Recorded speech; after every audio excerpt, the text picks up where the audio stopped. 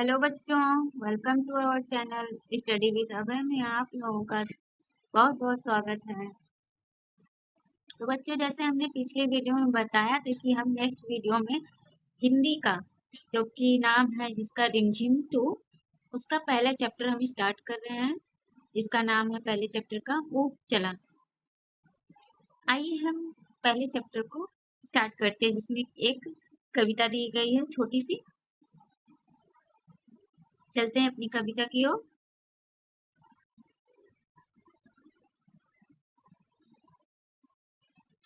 ऊंट चला भाई ऊंट चला, हिलता डुलता ऊंट चला, इतना ऊंचा ऊंट चला, ऊंट चला भाई ऊंट चला, ऊंची गर्दन ऊंची पीठ, पीठ उठाए ऊंट चला। बालू है तो होने दो, बोझ ऊंट को ढोने दो, नहीं फंसेगा बालू में भी ऊंट चला। जब थक कर बैठेगा ऊंट, किस करवट बैठेगा ऊंट, बता सकेगा कौन भला, ऊंट चला भाई ऊंट चला। तो बच्चों, ये रही हमारी कविता। आइए इसका अर्थ हम देखते हैं पहले। ऊंट चला भाई ऊंट चला, कविता में बता रहा है कि ऊंट क्या कर रहा है, चल रहा है, हिलता डुलते हुए वो ऊंट चल रहा है, इतना ऊंचा ऊंट चला। ऊंट तो आप लोग जानते हैं, देखे ही होंगे कभी ना कभी, बहुत ऊंचा होता है, उसकी गर्दन भी ऊंची होती है, पीठ भी ऊंची होती है, और वो पीठ उठाए चल रहा है। बालू है तो होने दो, बोझ ऊंट को ढोने दो। इसका अर्थ हो जाएगा बच्चों कि बालू में भी ऊंट चलता है, और वो बोझ लेकर ऊंट बालू में चलता है, और वो फंसता नहीं है बालू में भी। जब थक कर बैठेगा ऊंट, किस करवट बैठेगा ऊंट, इसका अर्थ हो जाएगा जब अगर ऊंट जो है थक जाएगा तो वो किस करवट बैठेगा। क्या आप लोग बता सकते हैं?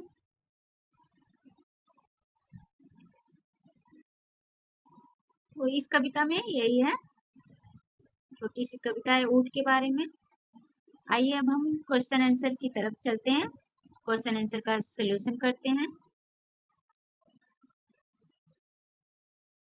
तो बच्चों, पेज नंबर 3 पर आ जाइए और क्वेश्चन नंबर 1 को हम लोग सॉल्व करते हैं। ये कुछ 3 लाइन की कविता दी गई है, कुछ ऊंट ऊंचा। इसको पढ़ते हैं। कुछ कुछ पूंछ ऊंची, कुछ ऊंचे ऊंट की पीठ ऊंची। आप जल्दी जल्दी बोल कर देखो, जीभ लड़खड़ा गई ना, कैसी लगी कविता। अब इस कविता को अपने मन से नाम दो, ऊपर दी गई जगह में भी लिख दो। अब ये 3 लाइन की जो कविता दी गई है, इसका वो अपने मन से नाम देने के लिए बोला है। इस कविता का क्या नाम हो जाएगा? ऊंचा ऊंट। ये रहा हमारा दूसरा क्वेश्चन। ऊंट रेगिस्तान में ज्यादा मिलते हैं। आप लोग जानते हैं ही कि रेगिस्तान में ऊंट मिलते हैं। नीचे 2 चित्र बने हैं, एक ये और एक ये। सही जगह पर ऊंट का चित्र बनाओ। आपको सही जगह पे ऊंट का चित्र बनाना है, तो आप कहाँ पे बनाएंगे?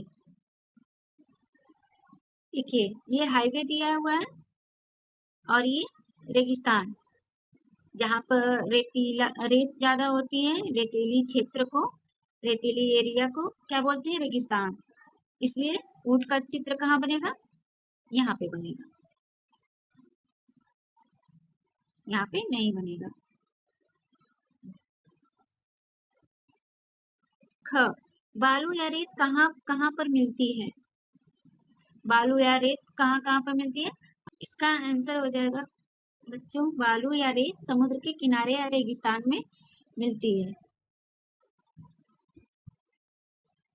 बच्चों, आप लोग को पता है अपने देश में रेगिस्तान कहाँ पे है? अपनी कंट्री इंडिया में रेगिस्तान राजस्थान में है। नंबर 4 पे आइए। बच्चों तीसरा क्वेश्चन है,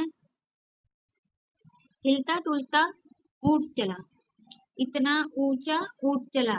अब बताओ, क क्वेश्चन क में दिया गया है ऊंट कितना ऊंचा, ऊंट कितना ऊंचा। नीचे के ऑप्शन में आप लोगों को दिया गया है तुम्हारी कक्षा की दीवार जितना है, हाथी जितना है, बिजली के खंबे जितना है, कितना है। इनमें से तुमको आंसर लिखना है।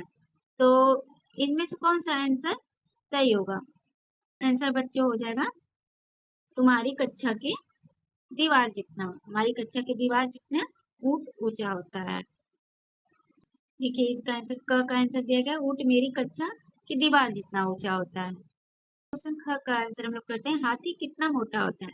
अब आप लोगों को ये तुम्हारी माँ की संदूक जितना, ऊंट जितना, पहाड़ जितना, कितना हाथी मोटा होता है, आप लोगों को इसमें से सही आंसर चूज करना है। तो ये आंसर सही हो जाएगा, तुम्हारी माँ के संदूक जितना। तो इसका ख का आंसर देखिए दिया है, हाथी माँ के संदूक जितना मोटा होता है।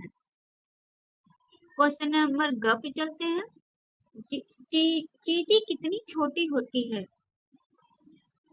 तो आपको आंसर करना है इन्हीं नीचे दिए गए बॉक्स में से ही। चीनी के दाने जितनी, चावल के दाने जितनी, इलायची के दाने जितनी कितनी होती है।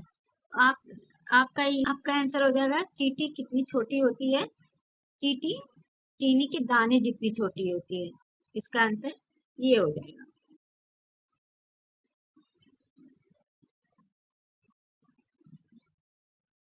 अब बच्चों क्वेश्चन 4 पे आइए, ऊंट से ऊंची चीजों के नाम पर गोला बनाना है आपको। नीचे 5 ऑप्शन दिए गए हैं, बछिया, बिजली का खंबा, आम का पेड़, तुम्हारी कक्षा की छत, हाथी। इनमें से ऊंट से ऊंची चीजों के नाम पर आपको गोला बनाना है। तो इसमें से आंसर हो जाएगा हाथी, बिजली का खंबा और आम का पेड़। ऊंट से ऊंची चीजों के नाम पर हम लोग गोला बना देते हैं। ये हो जाएगा, ये हो जाएगा आम का पेड़, बिजली का खंबा भी ऊंट से ऊंचा होता है और हाथी भी। ठीक, और ये हो जाएगा आपका आंसर। देखिए क्वेश्चन का आंसर हो जाएगा बिजली का खंबा, हाथी तथा आम का पेड़।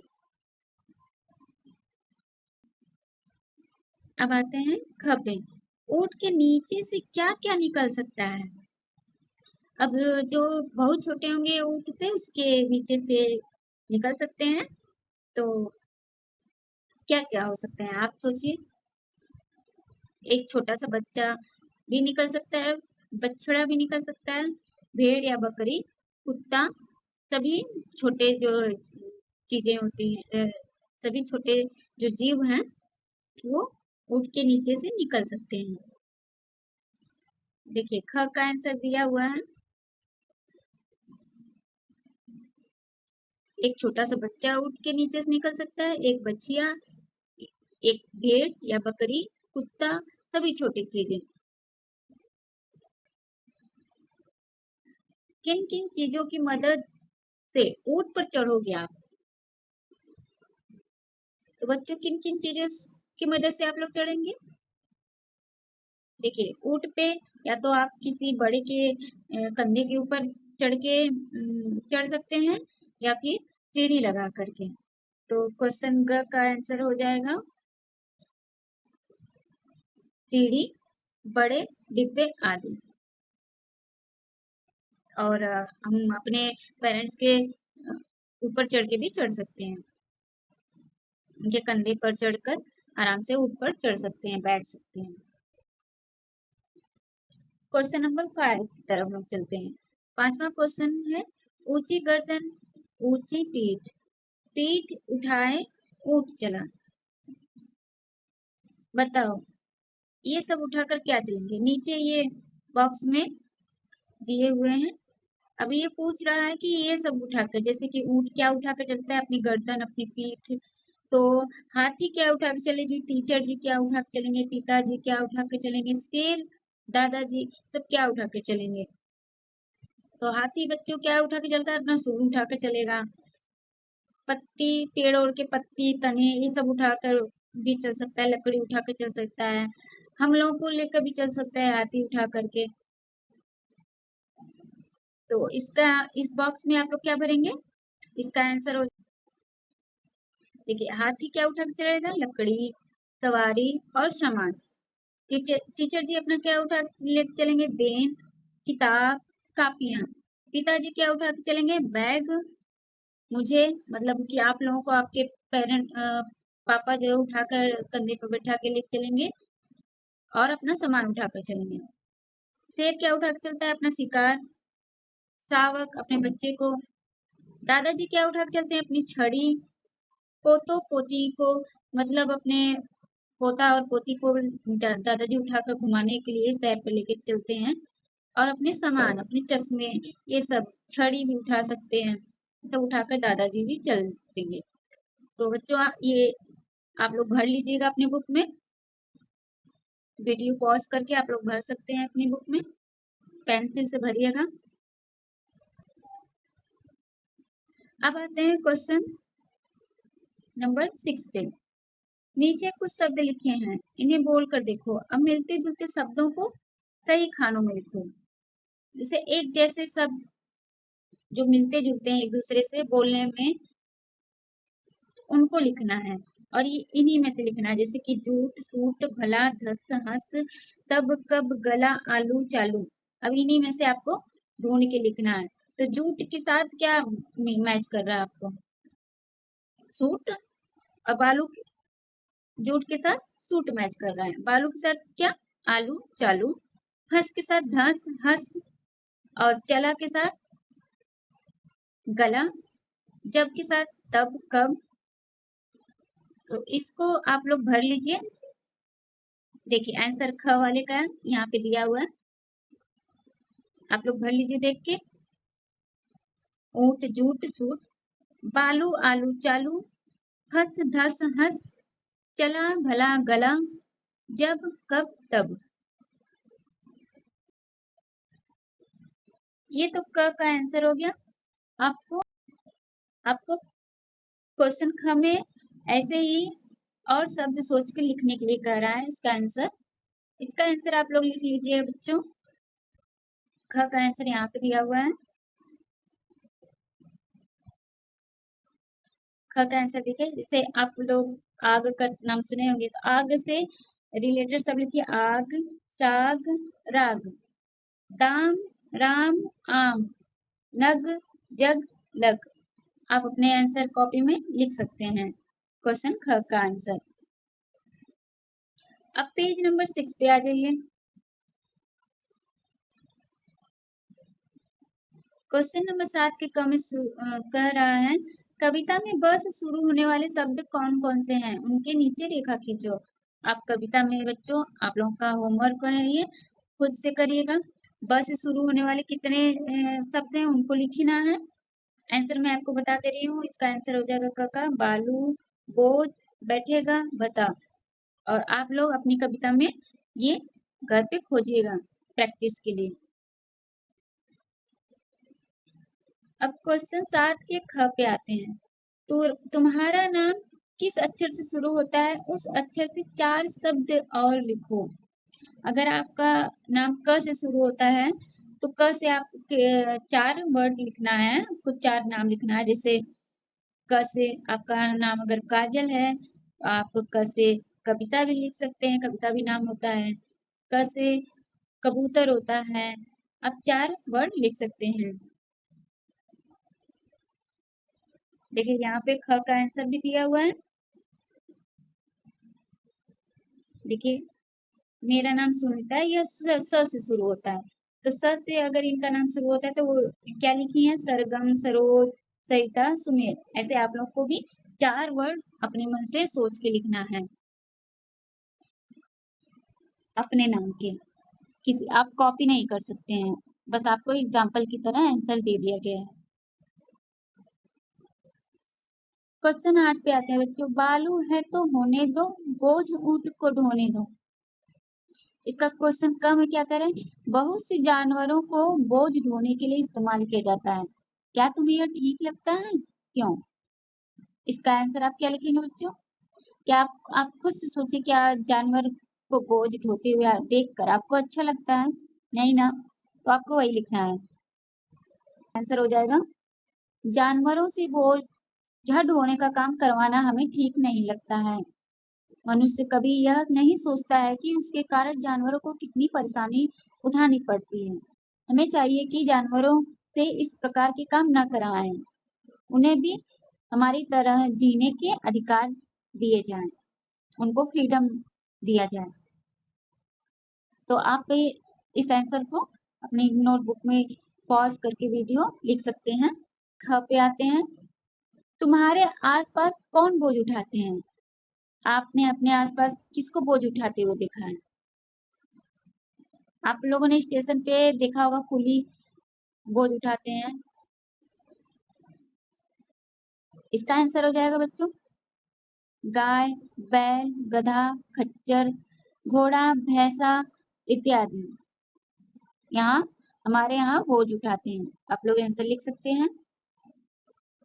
क्वेश्चन 9 देखते हैं।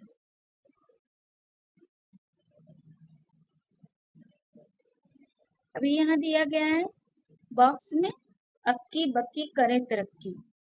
अब इसको आप क्या करना है, आपको पूरा करना है। इस कविता को अपने मन से पूरा कर सकते हैं। और अगर आप लिखना चाहते हैं तो यहाँ पे दिए हुए आंसर से कॉपी कर सकते हैं। देखिए, इस कविता को पूरा किया गया आगे। अक्की बक्की करे तरक्की, इक्की दुक्की बने पढ़क्की। और आप अपने मन से भी आप लोग ऐसे टाइप के लिख सकते हैं। बच्चों पेज नंबर 7 पे आइए। Question number 10। इस कविता में कुल कितनी बार ऊंट आया है, बिना देखे बताओ। आप इस कविता में कितनी बार ऊंट का शब्द आया है? आप यहाँ पे इसका आंसर दिया गया है, 13 बार ऊंट शब्द आया है। नीचे चित्र में कितने ऊंट छपे हैं, ध्यान से देखकर बताओ।